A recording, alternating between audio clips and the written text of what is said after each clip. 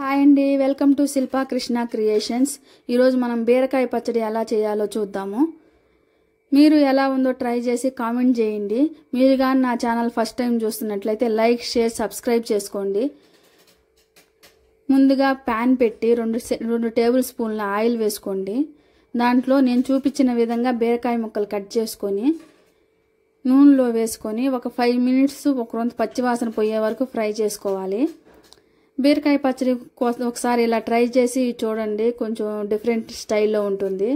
అన్నంలోకి, చపాతీలోకి అంతా బాగుంటుంది. ఒక 5 మినిట్స్ ఫ్రై అయిన తర్వాత దాంట్లోనే ఒక ఆనియన్, 3 పచ్చిమిరపకాయలు వేసి అవి కూడా కొంచెం మగ్గేదాకా ఫ్రై చేసుకోవాలి.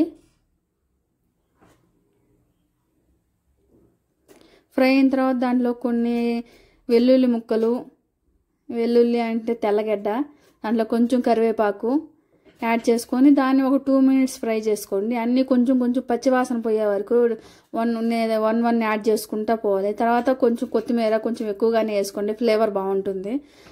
కొంచెం పసుపు వేసుకొని బాగా ఫ్రై చేసుకోండి, పచ్చివాసన పోవాలి అన్నీ. కొంచెం మళ్ళీ మనం తిరగమాత పెట్టేది అదేమి ఉండదు, అందుకని దాంట్లో కొంచెం చింతపండు,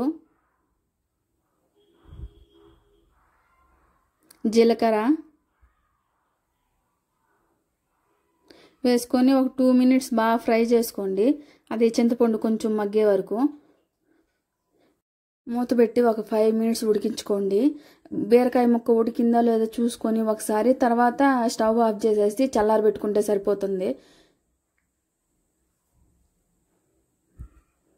ఉడకపోతే ఇంకో 5 మినిట్స్ మూత పెట్టుకొని ఫ్రై చేసుకుంటే సరిపోతుంది. ఇప్పుడు ఉడికింది కాబట్టి అది చల్లారిన తర్వాత ఒక మిక్సీ జార్లోకి తీసుకొని దాంట్లో కొంచెం ఉప్పు, పల్లీలు అంటే వేరుశెనగ పప్పులు మీకు కావాల్సినంత మోతాదు వేసుకొని మిక్సీ జార్ కొంచెం బరకగా పేస్ట్ వేసుకొని, మరీ స్మూత్ పేస్ట్గా కాకుండా తీసుకొని ఒక సర్వింగ్ బౌల్లోకి సర్వ్ చేసుకోండి.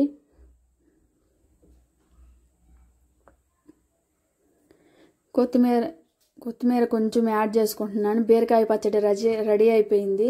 మీరు ట్రై చేసి ఎలా ఉందో కామెంట్ చేయండి. Please subscribe to my channel.